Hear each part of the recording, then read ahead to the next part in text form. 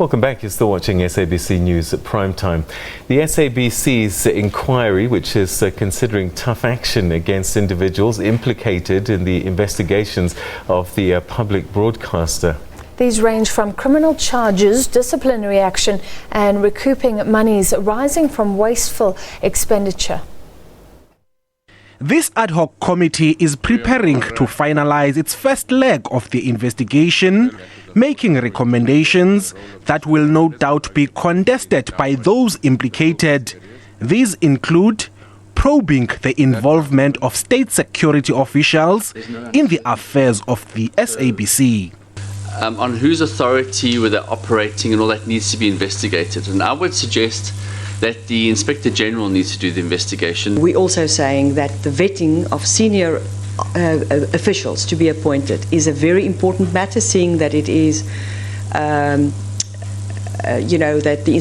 it is a priority. The broadcaster's editorial policies will also come under scrutiny to ensure its news is credible. And that they must implement that public participation thing that is in the Act, so that we have a more socially responsible editorial policy.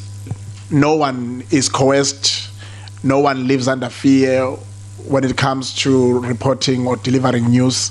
So Parliament must be put in here so that Parliament is able to see that this is done. The committee has also flagged the testimonies of some witnesses, and there is a recommendation seeking to investigate former board chairperson Ben Ngubane's fitness to hold office in other entities. The leadership of Dr. Ngubane, and whether we should still allow him or it is okay for him to still occupy senior positions in boards of parastatals in light of the evidence that we've reviewed as a committee. Those who misled the committee face perjury charges. Sanctions can be a fine, 2 years imprisonment, or both. But that matter must be looked at. We did get a legal opinion from our good friends, the lawyers there, in terms of what the sanctions are for people who have misled Parliament, anybody. Meanwhile, the Communications Committee is preparing to appoint a 5-member interim board following the resignations of all non-executive board members. People who at least have an understanding of the broadcasting